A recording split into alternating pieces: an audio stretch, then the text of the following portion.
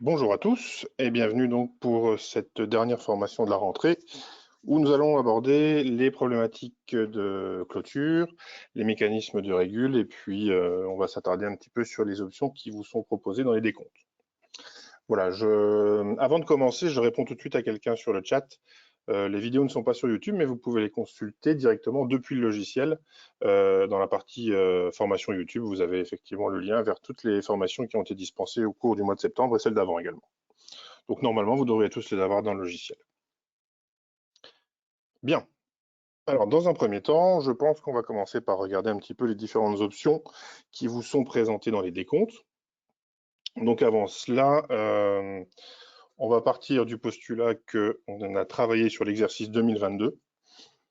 Donc on va se projeter un petit peu dans le futur. Et donc on va considérer que 2022 est terminé et qu'on va clôturer 2022. Donc on aura potentiellement également des répercussions sur 2023. Voilà.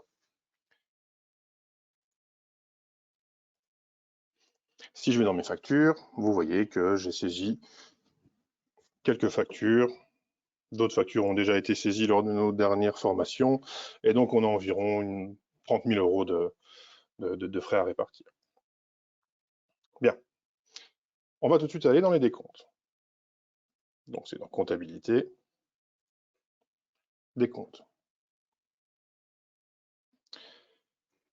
Au niveau des décomptes, donc, vous avez plusieurs types d'affichage paramétrables depuis le tableau de bord des décomptes qui se trouve dans votre écran. Alors, par défaut, ce qu'on a, c'est un décompte de base avec tout simplement le total des charges réparties.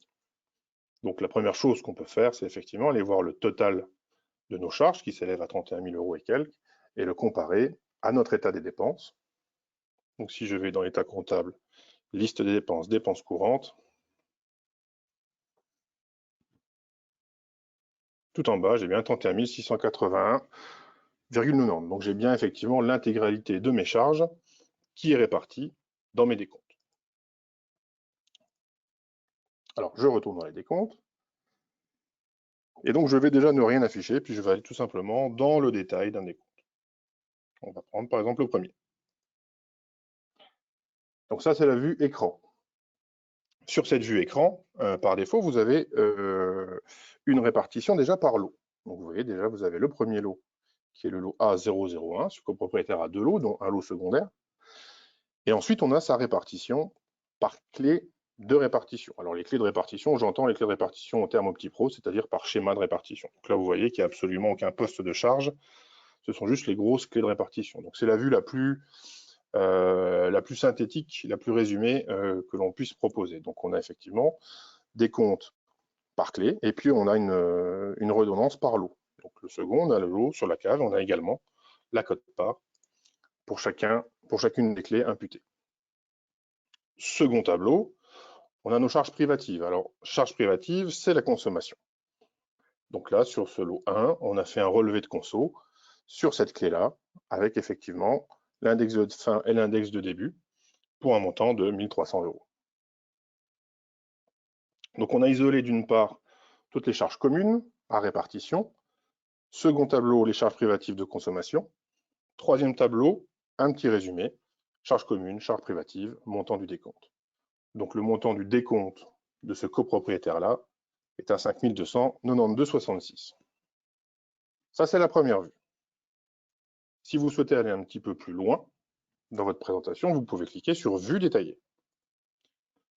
En cliquant sur Vue détaillée, vous avez exactement la même présentation, à savoir une répartition par clé, mais en plus de ça, vous avez un sous-total par poste du plan comptable. Donc là, on voit effectivement 61 060, 61 210, etc., etc. Donc vous pouvez détailler par poste du plan comptable toutes vos charges pour toutes vos clés. Alors dans cette présentation-là, il est tout à fait possible que vous ayez deux fois le même compte comptable dans des clés différentes. Et donc dans ce cas-là, vous aurez à chaque fois une répartition détaillée. Au niveau de la charge privative, il n'y a rien qui change, c'est toujours la consommation. Donc, pour résumer, vue synthétique ou vue détaillée par clé. Vous pouvez également souhaiter avoir la présentation inverse, c'est-à-dire que, alors on va repasser en vue simple, vous pouvez décider d'avoir un détail plutôt par compte que par clé. Donc dans ce cas-là, je clique sur détail par compte. Et donc en cliquant sur détail par compte, là cette fois-ci, j'ai le total réparti par compte du plan comptable. Donc c'est un petit peu ce que vous aviez dans l'ancien logiciel finalement. Et donc là, vous voyez que pour chaque lot, on a une seule ligne pour chaque imputation du plan comptable. Et si vous demandez la vue détaillée, ben cette fois-ci, ce sont les clés de répartition qui vont s'intercaler entre chaque compte. Donc on voit bien ici que sur le 61,25, autres fournitures, j'ai deux types de répartition pour un montant à chaque fois différent et à chaque fois j'ai la cote-part. Et donc en dessous, la même chose. Pour le lot, on indique également le prorata, c'est-à-dire effectivement s'il y a un calcul de prorata qui s'applique, c'est indiqué pour chaque lot. Et en dessous, toujours, la charge privative. Je fais tout de suite une petite parenthèse sur les charges privatives. Cette semaine, donc si je ne dis pas de bêtises, ce sera jeudi, on va vous présenter également la possibilité, en dessous des charges privatives, d'avoir un nouveau tableau de frais privatifs. Donc charge privative va se renommer consommation, où vous aurez effectivement le même tableau. Et en plus de ça, vous allez pouvoir afficher vos frais privatifs qui n'ont pas bénéficié d'une imputation directe sur le compte du propriétaire. Ça, c'est pour jeudi. C'est prêt, c'est en recette, c'est testé, c'est concluant, donc on va mettre en production. Donc voilà pour vos différentes options d'affichage de base du décompte. Alors si je clique évidemment sur générer le décompte en PDF, vous allez avoir la vue PDF imprimable de ce décompte-là. On y reviendra un petit peu plus tard parce que dans ces vues, vous allez avoir la possibilité de mettre plusieurs documents supplémentaires. Pour le moment, on va revenir un petit peu sur nos options d'affichage. Donc première chose que je peux faire dans mes décomptes, je peux les enrichir en affichant par exemple la part TVA et la part occupant. Donc si je coche sur ces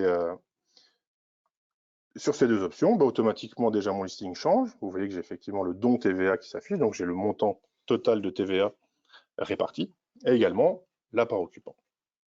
Et si je retourne sur ma vue, bah, j'ai simplement le même décompte, mais avec des colonnes supplémentaires. À noter que si vous cliquez sur afficher TVA, vous avez en plus un petit tableau supplémentaire tout en dessous qui est la répartition TVA par taux de TVA. Donc là, on a effectivement 901 € sur une TVA à 21% et 5,44 € sur une TVA à 6%. Voilà, donc si vous cochez don TVA, non seulement vous avez la colonne, mais en plus vous avez le récapitulatif par type de TVA, par montant de TVA, par taux de TVA, pardon. Voilà. Donc ça, ce sont les colonnes que vous pouvez rajouter à vos décomptes. Je reviens sur ma liste. En plus de ça, vous avez la possibilité de scinder vos décomptes et de proposer vos décomptes à vos propriétaires en fonction de plusieurs critères. On peut déjà cocher par lots principaux.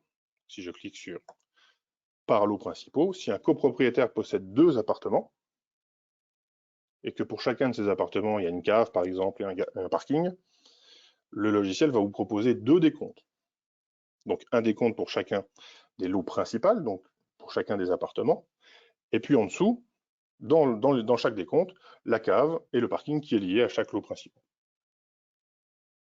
Donc là, par exemple, vous avez en plus un petit œil, vous voyez, par exemple, sur Madame Robert Sylvie, on sait qu'elle a le A002 appartement, et sur le petit œil, je vois qu'elle a une cave et un parking. Donc si Madame Sylvie Robert avait un deuxième appartement, il y aurait une seconde ligne, et donc on produirait 2 décomptes séparés.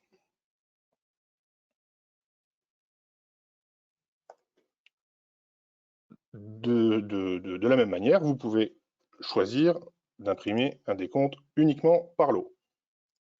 Donc là, on se fiche un petit peu de savoir si c'est un lot principal, un lot secondaire ou quoi que ce soit. On a une répartition calculée sur base à chaque fois d'un seul lot. Donc là, on voit bien, Madame Robert Sylvie, appartement cave. Vous avez la possibilité d'avoir le détail de chaque lot indépendamment.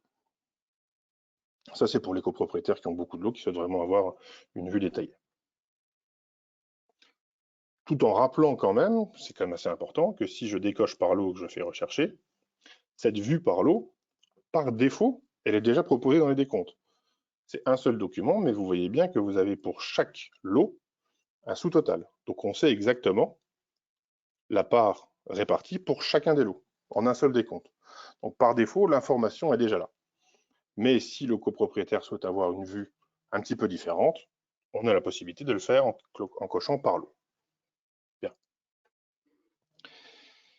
Et puis donc, la dernière option qui vous est proposée, c'est le regroupement. Alors le regroupement, lui, il va changer un petit peu la présentation du décompte. Si je clique sur regroupement, bah, je n'ai plus du tout l'information par lot. C'est-à-dire que c'est un décompte purement global. Donc si je clique par exemple sur le décompte de M. Andretti qui a 2 lots, cette fois-ci, ces lots s'affichent dans un tableau à part en en-tête de décompte.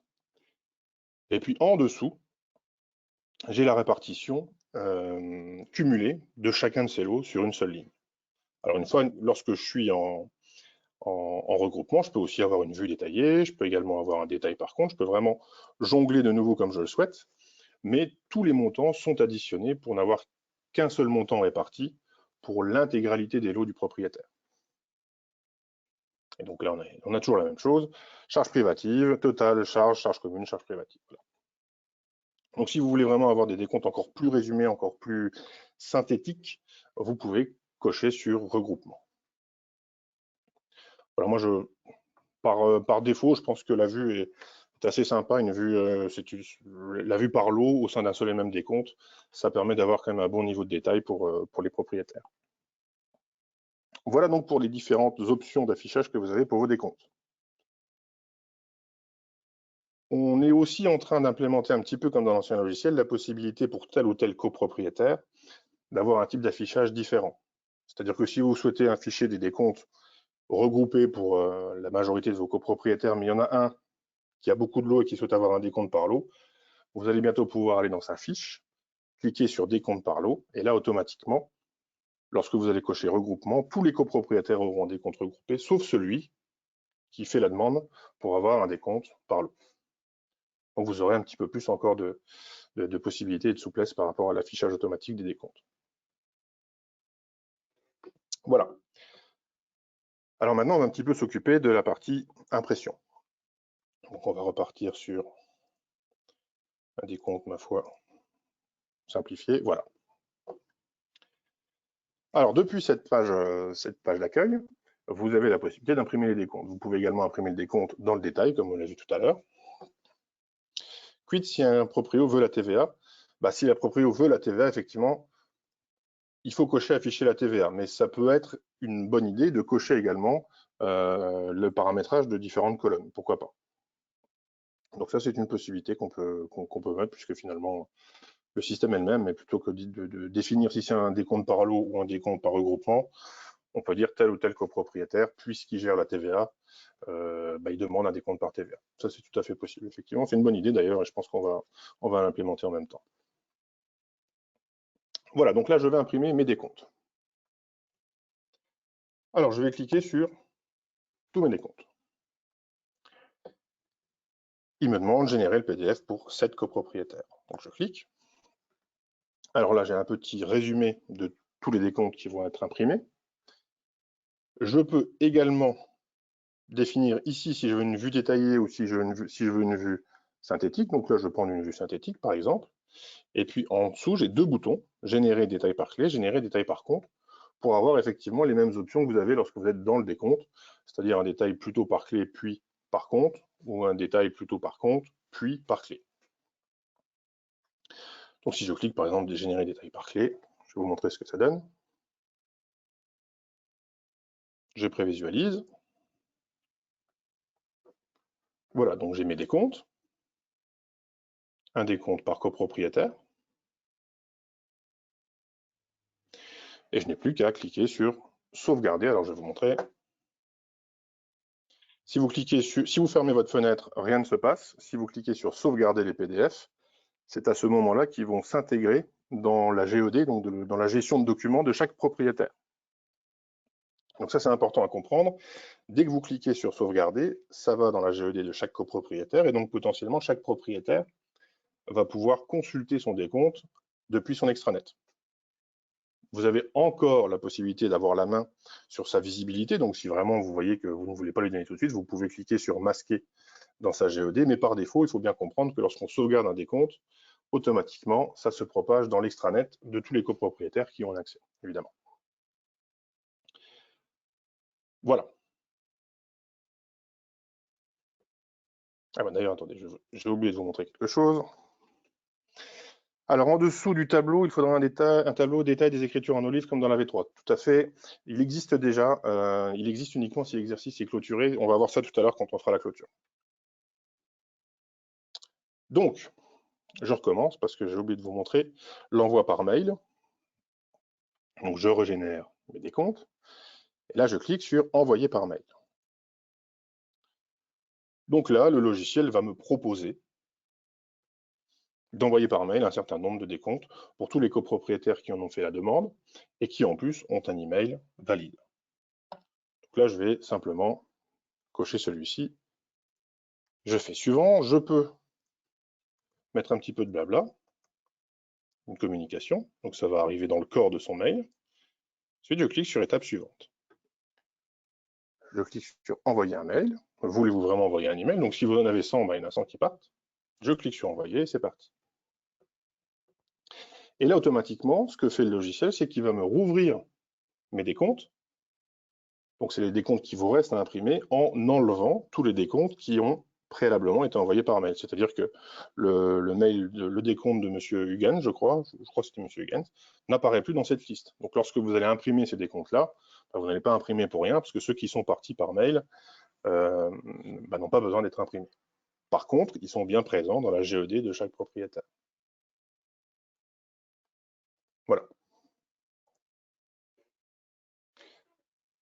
En plus de tout ça, on vous a intégré il y a quelques semaines le gestionnaire de courrier et la semaine dernière le gestionnaire de pièces jointes. Donc c'est ce qu'on va regarder tout de suite. Donc je vais refaire la même chose. Alors peut-être que... Attendez voir. On va juste sélectionner 3 propriétaires, voilà. Je génère le PDF. Alors dans mon gestionnaire de courrier, qu'est-ce que je peux faire? Donc le gestionnaire de courrier va générer des annexes qui vont s'intercaler au bas de chaque décompte de chaque propriétaire. Donc vous pouvez décider. Alors ce qu'on conseille généralement, c'est les dépenses courantes, donc c'est votre liste de dépenses détaillée. Et puis vous pouvez mettre par exemple un bilan. Voilà. Vous cliquez sur générer. Alors bien évidemment, lorsque vous êtes dans le gestionnaire de courrier, vous pouvez aussi vous amuser à avoir une vue détaillée, une vue synthé. Enfin, vous avez toutes les vues que vous souhaitez. C'est pas parce que vous utilisez le gestionnaire de courrier que vous êtes limité dans les autres vues des décomptes. Pardon. Et donc en générant ce que le logiciel propose, donc on a bien le décompte de chaque propriétaire, et puis ensuite le bilan comptable et la liste de dépenses. Et ça revient sur un nouveau document propriétaire. Et donc dans la GED de chaque copropriétaire, le propriétaire va avoir tous ces documents en un seul PDF. Donc le décompte, en dessous la liste des dépenses et en dessous le bilan. Alors, Madame Vincent, oui, tout à fait, il faudra le bilan détaillé. Pour l'instant, le bilan, on le met, ça je crois que je l'avais dit, mais il y a très longtemps. Pour l'instant, le bilan, on le met en mode résumé, c'est-à-dire qu'on n'a pas le détail de chaque propriétaire. Et comme vous le voyez, vous n'avez pas la main sur les options d'affichage de chaque document. Parce qu'au final, même au niveau de l'état des dépenses, vous avez plein d'options d'affichage, afficher les frais privatifs, la TVA, etc., etc. Pour l'instant, on a un petit peu figé les options d'affichage, c'est-à-dire que on vous force un petit peu à afficher un bilan en résumé, on vous force à afficher les frais privatifs dans l'état des dépenses, etc., etc. Ce qui va arriver, alors pas tout de suite parce qu'on a d'autres priorités à mettre en production, ce qui va arriver, c'est un petit écran de configuration pour chacun de ces documents où vous allez avoir la possibilité de dire, ben voilà, l'état des dépenses, je ne veux pas mettre les frais privatifs, le bilan, je le veux en détaillé plutôt qu'en résumé, etc., etc. Donc, on a également intégré la balance des tiers et la balance générale. Alors, on n'est pas contre le fait de rajouter d'autres documents. Donc, si vous vous dites, ben voilà, j'aimerais bien afficher tel ou tel document en plus, il n'y a aucun problème, on peut très bien le mettre. Par exemple, un budget, bon, ça n'a pas de sens de mettre un budget à ce niveau-là, mais si vous avez d'autres vues comptables ou d'autres vues du logiciel que vous jugez utile d'intégrer dans le gestionnaire de courrier, c'est pas très compliqué pour nous pour l'ajouter. Et donc, dernière étape, en plus de ça, donc alors cette fois-ci on va peut-être faire ça. On va rajouter donc, on va prendre notre gestionnaire de courrier, on va mettre une balance des tiers, un bilan comptable, et donc on a maintenant le gestionnaire de pièces jointes. Donc le gestionnaire de pièces jointes va vous permettre de joindre n'importe quel fichier à partir du moment où c'est du PDF à vos envois de décompte. Donc ils vont être intégrés, ils vont être assimilés au PDF qui contient déjà le décompte et les éventuelles autres vues que vous décidez d'ajouter. Alors j'insiste sur le fait que la pièce jointe que vous allez intégrer va être commune à tous les copropriétaires. C'est-à-dire que vous ne pouvez pas pour le moment intégrer par exemple le décompte Brunata pour propriétaire A, un autre pour le propriétaire B et un autre pour le propriétaire C. Là, ce sont des annexes qui pour le moment sont communes à tous les copropriétaires. Voilà. Si un immeuble en clôture trimestrielle, comment générer un récap annuel des dépenses? Normalement, le trimestre n'est pas obligatoire lorsque vous êtes dans l'état des dépenses. Et s'il l'est, il faut qu'on le rende non obligatoire pour que vous puissiez avoir un récap effectivement de toutes vos dépenses. Donc je vais cliquer sur Ajouter document. Et donc là, j'ai ma petite fenêtre d'upload, la même qui est en fait, c'est la même que vous avez dans la GED. On va cliquer sur Parcourir. Et puis, je vais rajouter un PDF. Donc là, c'est un PDF qui n'a rien à voir. Hein. C'est un PDF technique. Mais bref, c'est juste pour que vous puissiez voir effectivement. Donc, vous voyez, effectivement, cette pièce jointe se met ici. Et vous avez la possibilité d'en ajouter plusieurs. Hein. Vous n'êtes pas limité à une seule pièce jointe. Et donc là, je clique sur Générer les tailles par clé.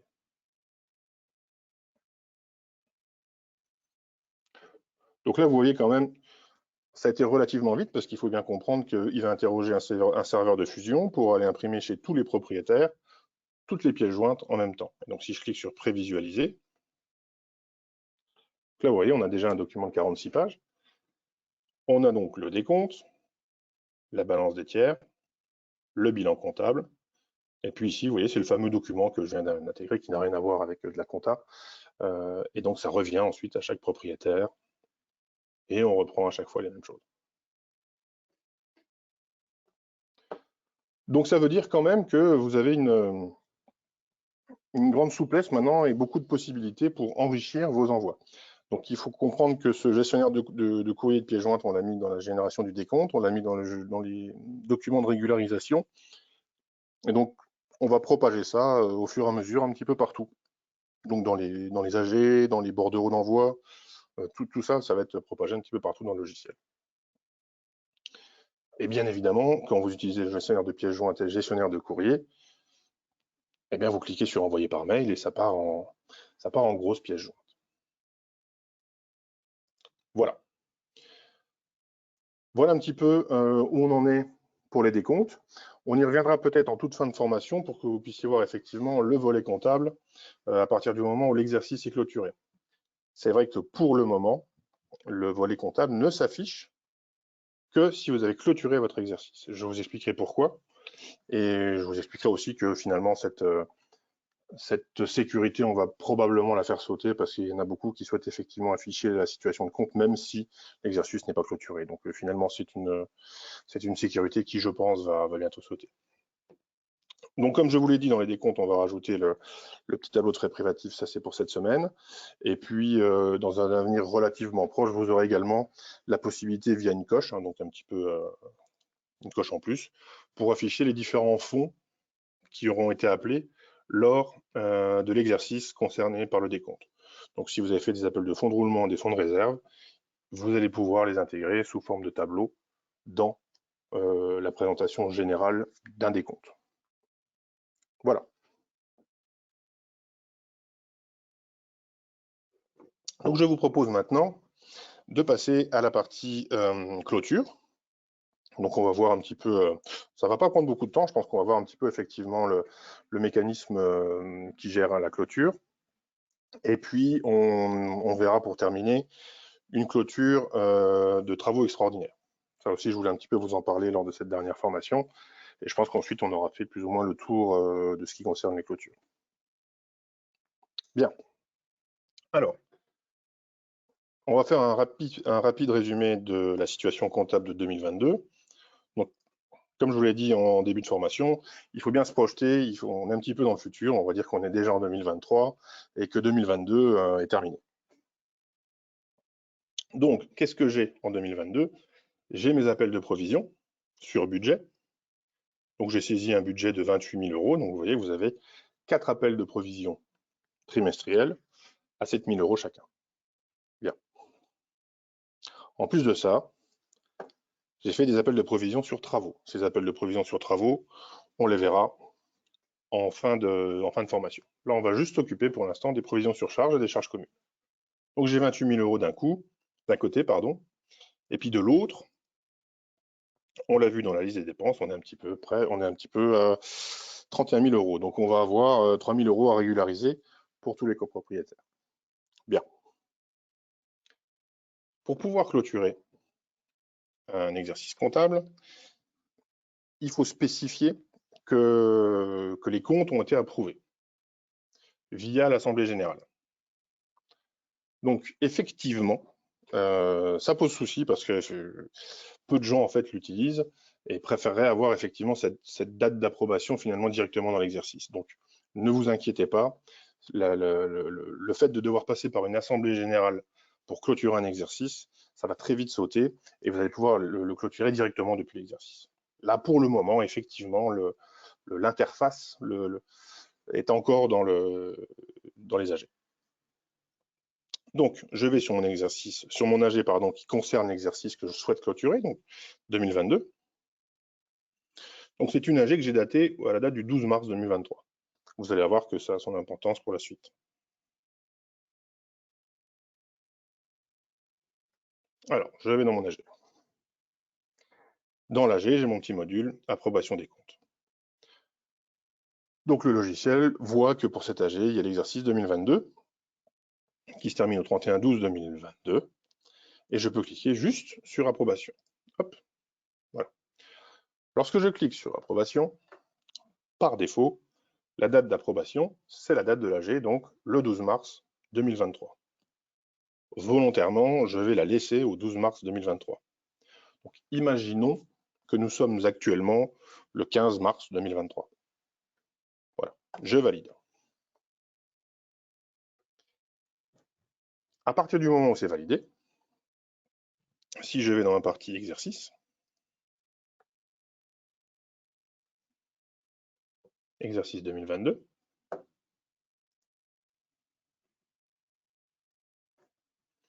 dans l'onglet régularisation, le logiciel me propose une régularisation de mon exercice. Alors la régularisation, c'est rien d'autre qu'une clôture.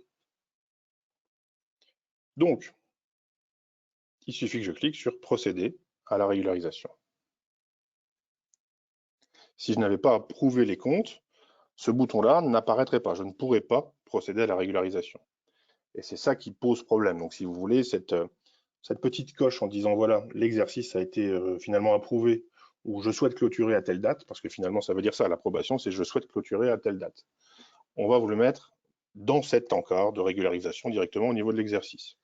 Donc, pour ceux qui devaient passer par des assemblées générales un petit peu fictives pour pouvoir clôturer, ça va être de l'histoire ancienne parce qu'on va vous le mettre directement au niveau de l'exercice. Bref, donc je clique sur procéder à la régularisation. Hop. Voilà, clôture terminée. Vous voyez que c'est relativement rapide, enfin, c'est même très rapide. Et vous ferez le test sur des grosses copropriétés, vous verrez qu'en termes de performance, c'est beaucoup plus rapide que l'ancien logiciel. Une clôture, c'est quasi instantané. Bref, mon exercice est désormais clôturé. Maintenant qu'il est clôturé, il me propose déjà un petit document de régularisation, ici. Imprimer le document de régularisation. Alors, qu'est-ce que le document de régularisation? Finalement, c'est une espèce de décompte. Ça reprend vraiment les informations du décompte. Et au final, le solde à payer, c'est le solde que vous voyez sur le décompte. Mais sous une forme qui ressemble plus à un document d'appel de fonds. C'est-à-dire que c'est plus orienté facture que vous allez pouvoir transmettre à vos propriétaires. Vous n'êtes pas du tout obligé d'utiliser ce document-là, mais vous pouvez envoyer des décomptes à la place. C'est exactement la même chose.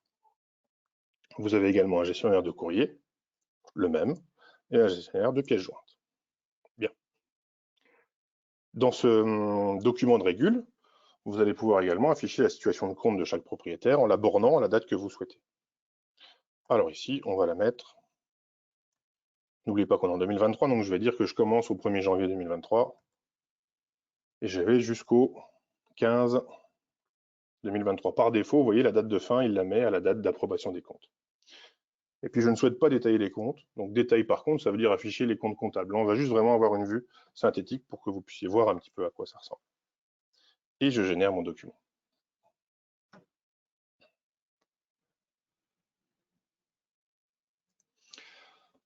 Alors, qu'est-ce que j'ai? Donc, vous voyez que ça ressemble un petit peu, effectivement, à un courrier d'appel. Donc, vous avez pour chaque lot, un petit peu comme dans les décomptes, le montant réparti, la quote-part, la TVA, la part occupant. En plus de ça, on a notre consommation, donc 1100 €. Et en dessous de ça, donc en exergue, on a les provisions appelées qu'on doit déduire. Donc, ce sont toutes les provisions sur charge qu'on a appelées au client, au propriétaire, pardon, pendant toute l'année. Donc là, lui, on lui a appelé 1330 € de provisions annuelles. Ces charges s'élevant à 1939,59 €, il nous est redevable de 609,59 €. Si vous voulez, je zoome un petit peu si vous le souhaitez. Et donc, même chose pour le lot 2, la cave. On lui a appelé 140 €, il nous doit 79. Donc là, dans ce cas-là, effectivement, c'est nous qui lui sommes redevables de 60 € parce qu'on a trop appelé pour la cave. Donc, au total, le montant qu'il nous doit, c'est 609 moins 60, c'est 549,29. Donc ce 649,29, vous le voyez qui se retrouve dans la position du compte du propriétaire, avec au-dessus son solde reporté au 1er janvier 2023, qui était à moins 6900. Alors ne vous inquiétez pas, c'est pas tout à fait juste, hein. C'est un environnement de formation, j'ai dû pas enregistrer de paiement, mais sinon il a un solde qui normalement devrait approcher les zéros. Voilà. Alors on me demande montant appelé ou montant payé, quid si les appels n'ont pas été payés. Si les appels n'ont pas été payés, ça ne change absolument rien. C'est-à-dire que votre appel ait été payé ou non, on l'extourne. Mais par contre, le montant de la charge réelle imputée, lui, va s'ajouter à la situation réelle du compte de votre propriétaire. Donc théoriquement, si votre propriétaire n'a rien payé, effectivement, il va vous devoir toute l'année de charge. S'il a tout payé ses décomptes, il va vous devoir finalement que les 549. Donc là, vous voyez qu'au 1er janvier 2023, vu qu'il avait un solde débiteur de 6 935, on peut penser qu'il n'a rien payé. Donc il vous doit effectivement 7 484 €. Et donc ça revient avec effectivement ici une reprise de son compte, du VCS s'il en a un, et puis le total qu'il doit payer. Bien. Alors, le bilan au 12 du 3 ne saurait pas être équilibré à cause des frais de chauffage. Si, tout à fait. On va voir tout de suite, je vais voir ce qui se passe en compta exactement. Vous allez comprendre. Donc voilà, ça c'est pour le document de régule. Encore une fois, c'est un document qui est complètement facultatif, vous n'êtes pas obligé de le faire. Vous pouvez également ne pas inclure la situation de compte dans ce document, donc du coup, vous allez juste demander à votre propriétaire sa régule de charge. C'est vous qui voyez, mais évidemment, il est conseillé de rajouter la situation de compte réelle de chaque propriétaire. Bien. Donc on a vu ce document-là. Alors qu'est-ce qui s'est passé en termes de clôture au niveau des OD de clôture? Les OD de clôture se font en 2 temps. Donc je reste en 2022. Je vais aller dans mes opérations diverses. Donc, au dernier jour de l'exercice, quelle que soit la date à laquelle vous avez clôturé, le logiciel va solder les comptes de charge. C'est-à-dire que toutes les charges, tous les classes 6 qui sont imputées durant l'année 2022 vont être remises à zéro. Vous voyez? On recrédite absolument tout, et puis en contrepartie, on redébite le compte de provision. Donc ça, c'est une OD qui existait déjà dans l'ancien logiciel, hein. Celle-ci ne change pas. C'est-à-dire que les 6 sont soldés, les 7 le sont aussi. Si je vais dans ma balance générale,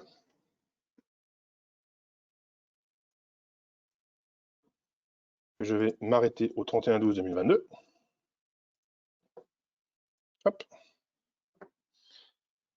vous voyez que les comptes de charge, tac, tac, tac, tac, tac, tac, tac, sont tous soldés, et le compte de provision également. Alors, il y a un petit peu plus, je vous expliquerai pourquoi après.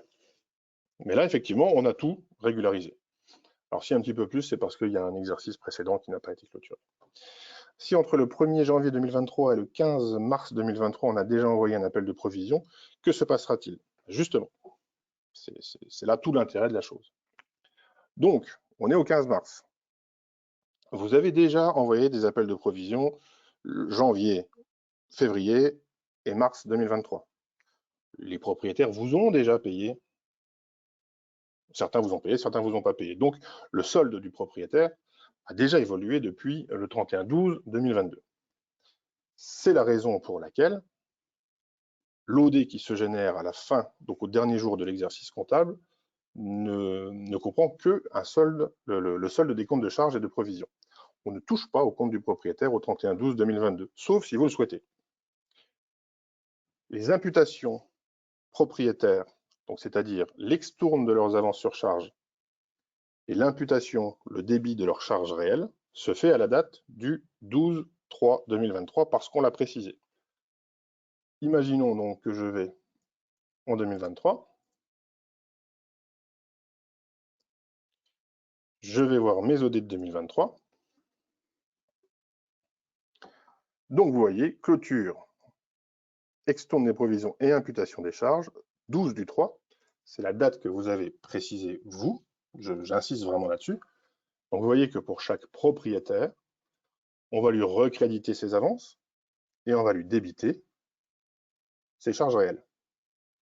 Ce qui veut dire que ce solde, en fait, ce changement de solde, cette clôture, cette régularisation du propriétaire, se fait à la date du jour, plus ou moins, c'est-à-dire au 12 mars. Et donc le solde là va venir s'ajuster au solde éventuel que vous avez déjà au 15 mars avec tous les appels que vous avez déjà faits pour 2023. En plus de ça, on a une deuxième OD, mais c'est la même chose, la valorisation des charges privatives, c'est-à-dire que les consommations forment une ligne en plus, si vous voulez, sur le compte du propriétaire. Donc le propriétaire, dans son compte, on va aller d'ailleurs dans un compte propriétaire. Alors là, effectivement, j'aurais peut-être pu y penser. J'aurais pu déjà saisir des écritures sur 2023. Je crois que là, le 2023 est quasiment vierge.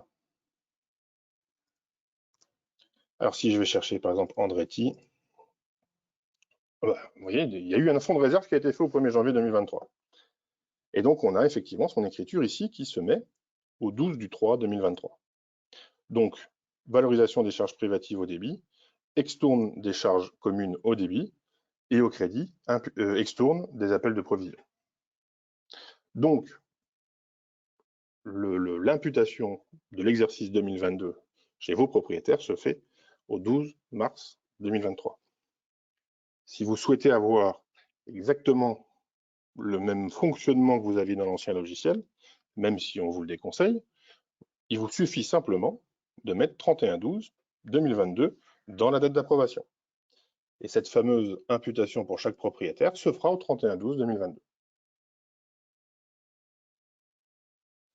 Ça, il faut vraiment comprendre. C'est-à-dire que si vous mettez une date dans le futur, ben finalement, si vous ne bornez pas jusqu'à la date du futur, ben vous n'aurez pas cette clôture, et donc l'écriture sera masquée quelque part. Alors, vous pouvez tout à fait faire une AG fictive au 31/12 pour clôturer, puis refaire une autre AG réelle. Mais comme je vous dis, Madame Vincent, ce qu'on va faire, c'est qu'on va prendre cette date-là et on va la remonter au niveau de l'exercice. C'est-à-dire que vous ne serez plus obligé de faire des AG et vous pourrez choisir cette date à la date que vous souhaitez. Je vais quand même juste prendre un tout petit peu de temps pour refaire la même manipulation, mais en indiquant le 31/12. Donc, là, vous voyez que c'est très simple. Je retourne dans mon exercice. Je vais dans régularisation. J'annule ma régule. Hop. Donc, toutes mes OD disparues. Je ne peux plus imprimer de documents. Je retourne dans mon AG.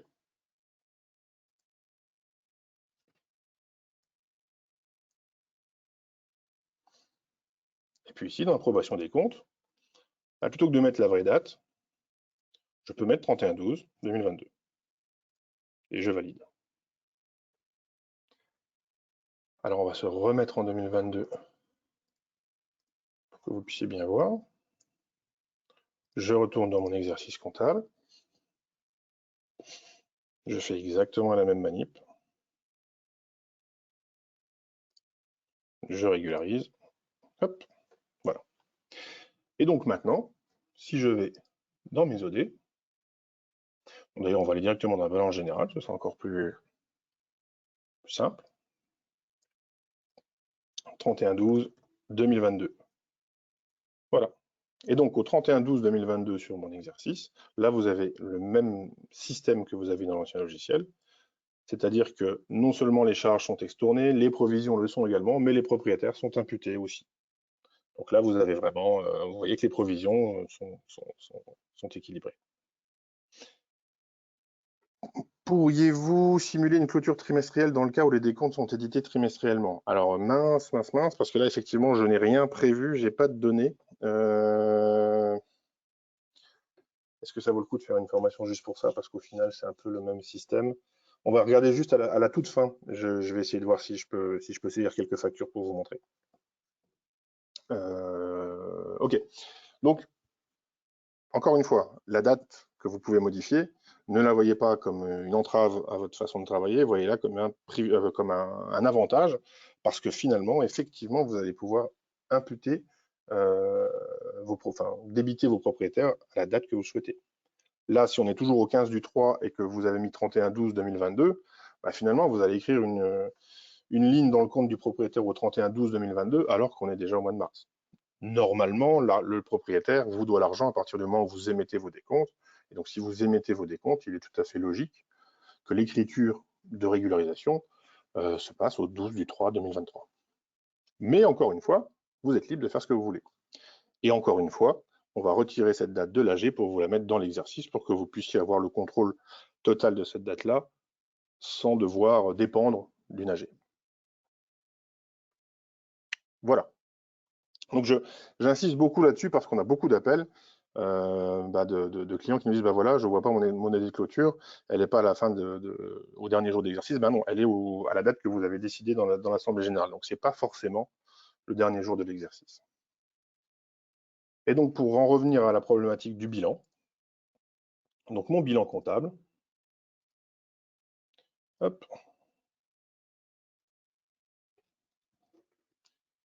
Avant répartition, donc j'ai bien effectivement mon compte de régule. Le compte de régule, il faut bien comprendre que c'est le compte de résultat, c'est 14. Là, on a fait un 494 pour que ce soit un petit peu plus propre. Je trouve que c'est plus du 400 parce que finalement, dans une copro, on n'a pas de résultat. Et après répartition, alors là, le logiciel, c'est le seul endroit où il fait finalement une espèce de simulation. C'est-à-dire qu'il applique cette OD de régularisation et il la fait forcément au 31/12 pour que votre bilan soit propre. Donc, 2022, votre bilan est propre. Vous l'imprimez après répartition, vous voyez, il n'y a plus de compte de résultat. Et puis par contre, si on passe en 2023, ben voilà, avant répartition, vous voyez que j'ai un tout petit compte de régularisation qui doit correspondre finalement à ce que j'ai appelé sur 2023, sur les factures que j'ai appelées sur 2023, mais à la date du jour, au 31/12/2023, vous voyez que la clôture est bien prise en compte. Bien, ça fait déjà 45 minutes. Je vais quand même un tout petit peu vous parler des appels de fonds travaux. Si je vois qu'on n'a pas le temps, on fera peut-être une formation là-dessus, mais ça peut intéresser pas mal de gens. Donc, en plus de ça, vous avez un autre système de répartition, de régularisation et de clôture, indépendant des charges communes, qui va concerner vos gros travaux. Voilà. Donc les gros travaux, moi j'entends ce que vous devez saisir dans les dossiers travaux. Donc là, vous voyez, j'en ai mis 3. J'ai mis rénovation façade, rénovation toiture et installation chaudière. Bien. Ce sont en gros, si vous voulez, tous les travaux qui courent et qui durent sur plusieurs exercices.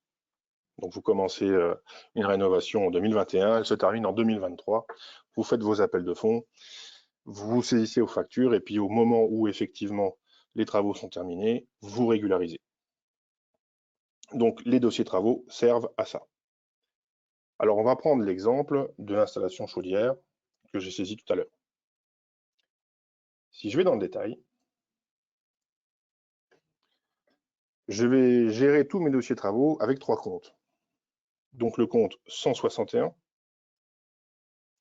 qui lui va accueillir les fonds que je vais appeler pour ces travaux. Le 671, pardon, qui lui va accueillir les factures de charge pour ces travaux. Et le 702, qui va être un petit peu un compte de balance, un compte tampon, qui va venir accueillir en fait la contrepartie des ponctions du fonds de réserve. Mais je vais vous montrer, vous allez vite comprendre. Et donc, à chaque fois que vous allez créer un nouveau dossier de travaux, vous allez avoir 3 nouveaux comptes qui vont générer, avec à chaque fois le suffixe du dossier de travaux. Donc là, on a installation chaudière 0003. Donc, vos 3 comptes utilisés sont suffixés 0003, ce qui vous permet de suivre une comptabilité cloisonnée pour chacun de vos gros travaux. Bien. Donc, si je retourne maintenant dans Appel, alors j'ai mis un montant voté à 26 000 euros. Voilà. Alors là, par contre, ce qu'il faut que je fasse, c'est que je déclôture 2023. 2022, pardon, sinon je ne vais rien pouvoir saisir. Voilà. Donc si je retourne sur mes appels, pour la démo, j'ai bien fait de prendre un petit peu d'avance. Vous voyez que j'ai fait 6 appels de provision d'un montant de 26 000 euros aussi. Donc j'ai mes appels travaux qui ont été tous passés en 2022. On s'en fiche de savoir qui a payé. J'ai mes 4 appels. Donc ils sont tous sur le 161 0003. Si je vais dans ma balance générale, je vais les retrouver. Dans le fonds de réserve particulier, j'ai fait mes appels. Vous voyez, au crédit. Ah, par contre, je crois que j'avais déjà saisi des factures. Mince. Mince, mince. J'aurais voulu recommencer à 0. Attendez, voilà, hop, on va enlever celui-là. Ça devrait suffire. Oui, ça devrait suffire. Alors, voilà, donc j'ai mes 26 000 euros qui sont bien imputés. Et puis, on va commencer les travaux. Et donc, je vais saisir ma première facture d'acompte, finalement, tout au long de l'année. Donc, je fais une nouvelle facture fournisseur, exactement comme si c'était une facture de charge. Je vais la dater, par exemple, au 1er novembre 2022. Ça, date document. Alors, je me suis rendu compte que la date document ne se mettait pas à jour en fonction de la date comptable. Donc ça, on va vous corriger ça pour pas que vous ayez à chaque fois à la ressaisir, ça vous fait perdre du temps. On va chercher peu importe le fournisseur. Référence facture, on va l'appeler travaux. Voilà. Et là, je vais mettre à compte. Alors, pour aller un peu plus vite, on va faire une facture globalisée de tous les travaux. Il faut bien comprendre que finalement, ces factures, elles vont s'étaler sur plusieurs mois. Vous pouvez choisir une nature de dépense ou pas. Là, je n'en ai pas saisi pour les travaux, donc je ne vais pas la mettre. Et donc là, vous allez simplement choisir le 671. Donc là, vous voyez que le logiciel va vous proposer tous vos dossiers de travaux qui sont en cours. Donc là, on va prendre le 671 0003. Je clique. Le logiciel détecte automatiquement que c'est le dossier travaux 0003. Il me propose une clé de répartition charge commune. Bien, je la garde, je vais mettre un code TVA et je vais mettre un montant. Donc, on va dire un très gros montant. On va mettre, allez, pour l'instant, j'avais dit 26 000, on va mettre 19 000. Allez. Voilà. Là, si j'ai rien oublié, très bien. Je valide. Alors, là, il s'est passé quelque chose. J'ai saisi une facture pour ces travaux-là de 19 000 euros.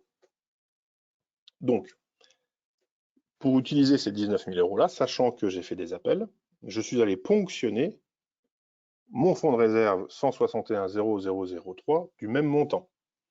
Donc, vous voyez, si je vais dans la balance générale, mon 160 0003 est débité de 26 000. Et alors, il n'est pas ponctionné parce que je l'ai mis dans le futur. Voilà. Donc, j'ai toujours mon 26 000 au débit qui correspond finalement à mes 4 appels. Mais j'ai 19 000 euros qui se sont débités. Donc, si je clique dessus, j'ai bien effectivement un compte travaux, imputation provision travaux, un débit de 19 000 qui correspond à ma facture.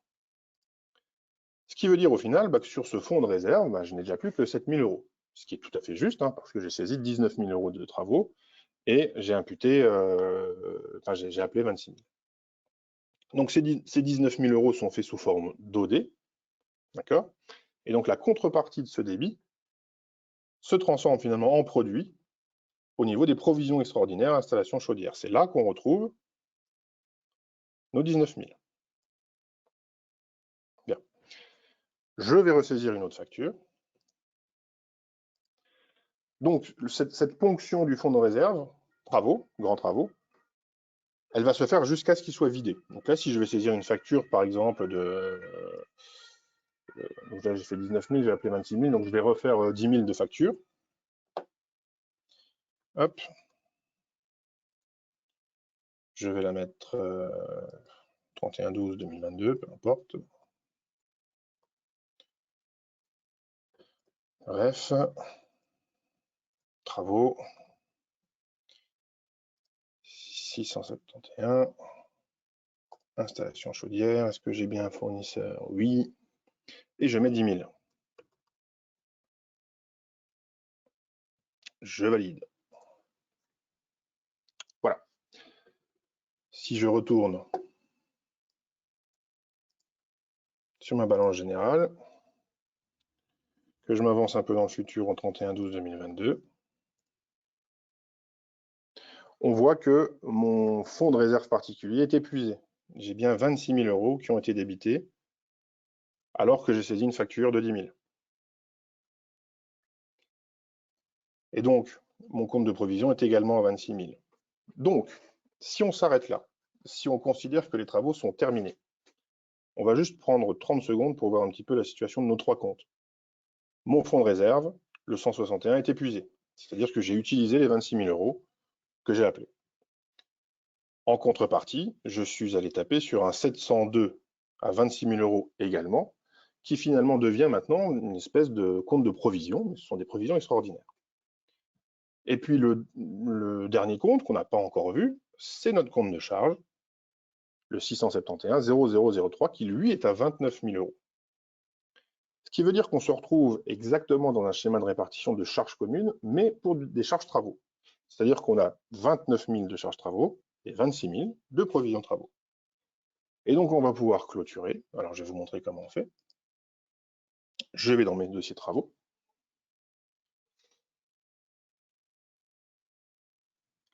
Je définis installation chaudière. Je dis que mon état est terminé. Et donc, je change juste les dates et je mets une date de fin. Alors, pour simplifier la présentation, on a tout saisi en 2022.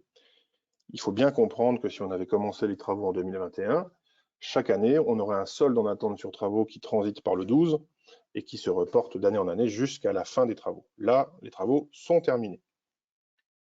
Donc, j'indique au logiciel que les travaux sont terminés à la date du 31/12/2022. Si je retourne dans mon assemblée générale,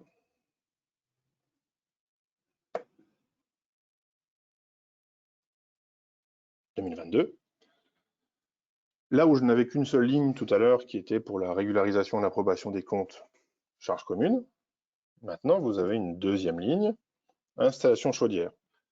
Dans ce tableau-là, le logiciel va aller tout simplement balayer tous les travaux qui ont potentiellement été clôturés en 2022. C'est le cas de notre travaux 0003, il est clôturé. Je clique sur approbation des comptes et puis là, voilà, par esprit de contradiction, je vais mettre le 12 mars 2023 parce que ce sont des dates que je préfère un petit peu. Donc vous pouvez clôturer vos comptes travaux de manière totalement indépendante par rapport à vos charges communes. Là, on va le faire le même jour, mais vous allez voir que ce sont deux OD différentes. Et donc, si je vais maintenant dans mon exercice comptable, je vais avoir également une ligne supplémentaire qui va me permettre de clôturer, de régulariser mon dossier travaux installation chaudière, puisque j'ai bien saisi une date d'approbation. Si je clique sur procéder à la régularisation, voilà, c'est fait. J'en profite pour régulariser aussi 2022, mais encore une fois, vous n'êtes pas obligé de le faire, c'est vraiment deux clôtures complètement distinctes. Si je clique sur imprimer le document de régularisation, alors on va peut-être le simplifier. Hop, on va se mettre 1er janvier 2023. On génère le document.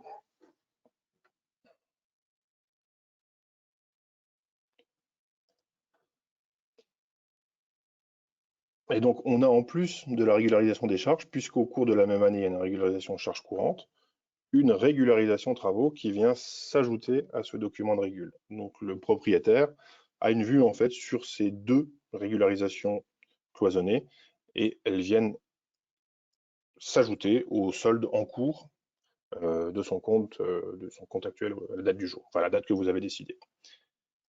Et donc, si je vais maintenant dans ma balance générale, je vais reborner au 31/12, bah finalement, l'OD de clôture, c'est exactement le même mécanisme que votre OD de charge commune, mais simplement, elle est complètement isolée de vos charges extraordinaires, de vos charges communes, pardon. Donc là, vous voyez bien que les charges installation chaudière, comme si c'était une clôture charge commune, eh bien on a un solde. Elles sont à 0, de 29 et on est passé à 29. Le 26 est également soldé, mais depuis longtemps, c'est le fameux fonds de réserve.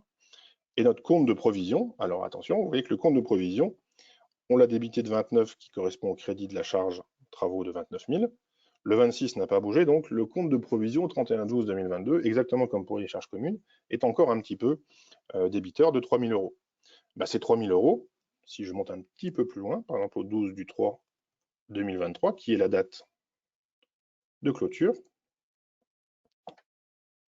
cette fois-ci, il est équilibré. C'est-à-dire que ces 3 000 euros qui correspondent finalement à la régularisation ont été régularisés à la date du 12 mars 2023.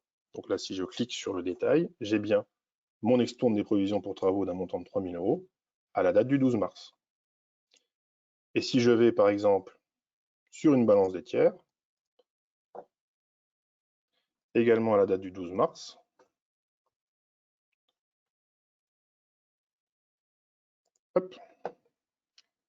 j'ai mon extourne des provisions, extraordinaire, pardon, mon extourne des provisions de charges communes, qui a eu lieu à la même date parce que je l'ai décidé, et ma valorisation des charges privatives. Et donc là, effectivement, j'aurais peut-être pas dû vous faire l'exemple sur la même date, mais il faut bien comprendre que vos gros travaux, maintenant, vous allez pouvoir les clôturer de manière complètement indépendante. Et quand vous le souhaitez, en fait, quand ils se terminent, même en cours d'année, vous pouvez le faire. Et ça va directement venir imputer, régulariser le compte de chaque propriétaire. Alors évidemment, on ne l'a pas vu, mais ça fonctionne dans l'autre sens. C'est-à-dire que si vous avez appelé beaucoup trop ou un petit peu trop par rapport à ce que vous avez reçu en facture, bah, la clôture va être en faveur du propriétaire. Les encaissements propriaux pour les travaux se lient-ils automatiquement aux provisions d'appel travaux? Oui, tout à fait. Tout à fait.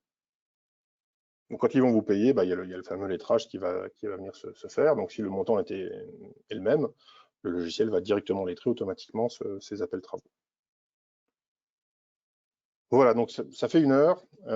Pour les décomptes trimestriels, je pense qu'on n'aura pas le temps de le voir de manière correcte parce que bon, ces vidéos vont ensuite venir dans le logiciel, donc je n'aime pas trop quand elles prennent trop de temps. Donc, si vous en exprimez le besoin, on peut faire un mini webinar sur les appels trimestriels, ou sinon, ceux qui en font la demande, contacter le support et puis on peut regarder par téléphone ou même Natacha peut s'en occuper. Enfin, c'est vraiment pas compliqué, c'est plus ou moins, enfin, c'est exactement le même fonctionnement, sauf que lorsque vous allez saisir un appel de provision, il va vous proposer un trimestre avec les charges réelles imputées. Voilà.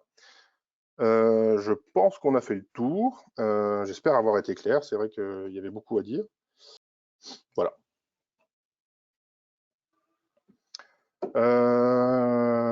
Voilà, je pense que moi j'ai fait le tour. On va certainement reproposer des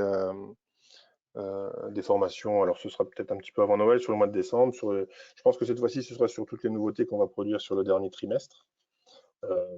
Et puis si vous ressentez le besoin d'avoir plus d'informations sur certaines fonctionnalités du logiciel, on peut aussi vous proposer des formations un peu plus personnalisées.